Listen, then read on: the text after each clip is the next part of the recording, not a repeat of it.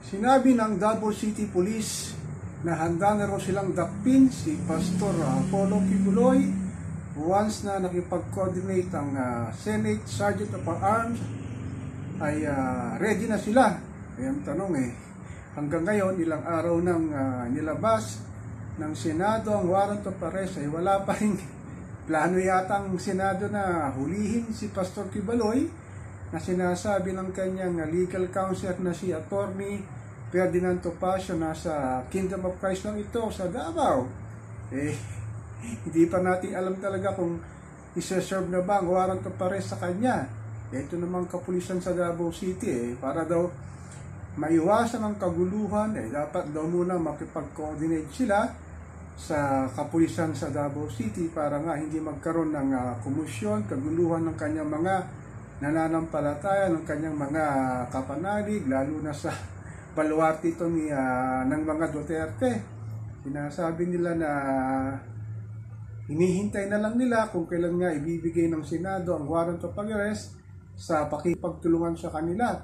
Ang tanong ng netizen, susuko ba talaga ng mainahon to si Kibuloy? Pero ang sabi naman ng mga kapanalig niya handa raw silang mag-rally para sa paghuhuli ng makiwasay kay Kibuloy.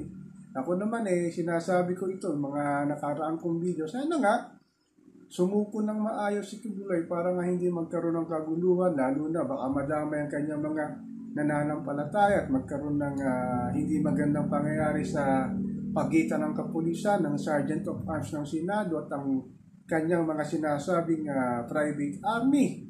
So isang pa rin palaisipan sa ating mga netizens, sa mga social media na nag-aabang din dito, ang mga mainstream media at mga vlogger, kung talaga bang sasama, susuko ng matiwasay si Pastor Apollo Kibuloy para dalhin sa Senado at hindi para dalhin sa Senado at ikulong doon.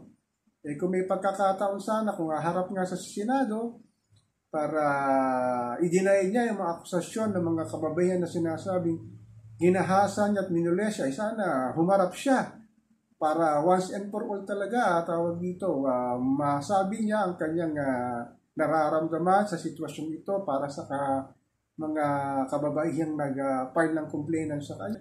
At pagkakataon din niya ito, depensa ng kanyang sarili. Pero ang tanong nga, kailan nga ba isa-serve ng Senate Sergeant of Arms ang warrant of arrest para dakpin nga si Pastor Kibuloy? Habang tumatagal ito, maraming nag-iisip na baka wala na sa Davao City to. Susuko ba ito na mahinahon at hindi siya hindi siya magkakaroon ng konfrontasyon sa mga pulis na manghuhuli sa kanya? Yan ang malaking katanungan. So, Pastor Kibuloy, ano ba nangyayari sa'yo? Dapat nga, siguro, dapat nga siguro sa mga darating na araw talaga, malaman na rin talaga kung ikaw ba ay sasama ng matiwasay para ipagtanggol mo ang iyong sarili, lalo na kung paharapin ka pa sa Senate hearing. So ako po si Papa Ken, patuloy po ako magmimiro na magmamatsyag dito sa ganapin ng takdang panghuli o pag-aresto ng kapulisan sa Davao City para kay Pastor Apollo Kibuloy.